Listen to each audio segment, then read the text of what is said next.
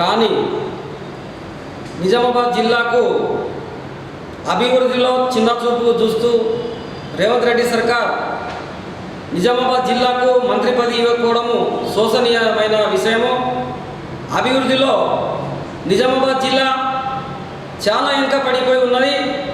ఉమ్మడి నిజామాబాద్ జిల్లాలో చూస్తూ ఉంటే ఇక్కడ నుంచి ఎమ్మెల్యేలు ప్రాతినిధ్యం వహిస్తూ ఉన్నారు, ఎమ్మెల్సీ కూడా ఉన్నారు.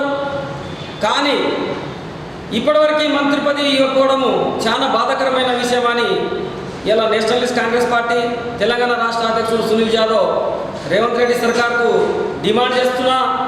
ఏంటంటే నిజామాబాద్కు మంత్రి పదవి వెంటనే ఇవ్వాలి, మరియు ప్రజల చేత ఎన్నుకోబడినటువంటి ప్రజాప్రతినిధులు ఇక వాళ్ళ ఒక రాజకీయం చేసుడు పక్కన పెట్టి సంక్షేమ పథకాలు ఇచ్చినటువంటి హామీలని నెరవేర్చే విధంగా ప్రతి గడప గడపకు పోయి ప్రభుత్వం తరపు నుంచి పేద ప్రజలకు అందుతున్నటువంటి సంక్షేమ పథకాల మీద దృష్టి పెట్టాలని నేషనలిస్ట్ కాంగ్రెస్ పార్టీ డిమాండ్ చేస్తూ ఉన్నది.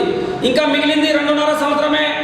ఇప్పుడైనా మీరు తెలంగాణలో నిజామాబాద్ జిల్లాకు మంత్రి పదవి ఇవ్వకపోతే చాలా పెద్ద తప్పు అవుతుంది. తెలంగాణ రాష్ట్రం ఏర్పడడానికి ఉద్యమాల గడ్డ అయినటువంటి నిజామాబాద్ జిల్లా నుంచే తెలంగాణ ప్రత్యేక రాష్ట్రం నుంచి ఉద్యమం పుట్టింది. కానీ నిజామాబాద్ జిల్లాకు ప్రభుత్వము మర్చిపోయి పదవి ఇవ్వకపోవడము చాలా బాధాకరం.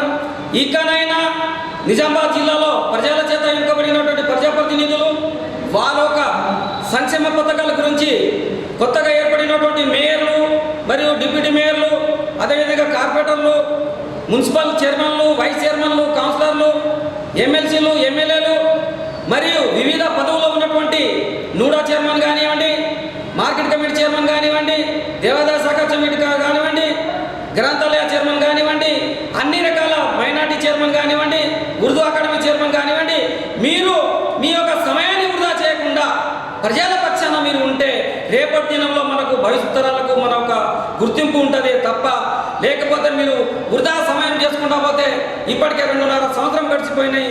రానున్న 2.5 సంవత్సరంకైనా మీరు ప్రజల చేత మంచిగా మన్ననలు పొందాలని నేను మీకు ఇలా మీడియా ముఖంగా తెలియజేస్తున్నాను. అదే కాకుండా లేని పక్షంలో నిజామాబాద్ జిల్లాకు మంత్రి ఇవ్వని పక్షంలో నేషనలిస్ట్ కాంగ్రెస్ పార్టీ ప్రతి కుల సంఘాలతోని, రాజకీయ నాయకులతోని, అదేవిధంగా విద్యార్థి నాయకులతోని, యువజన నాయకులతోని, కుల సంఘాల జేఏసీతోని, న్యాయవాదుల జేఏసీతోని నేను పెద్ద మొత్తంలో ఉద్యమం చేస్తా. నిజామాబాద్లో ఖచ్చితంగా మంత్రి పదవి ఇవ్వాలని నేను డిమాండ్ చేస్తున్నాను.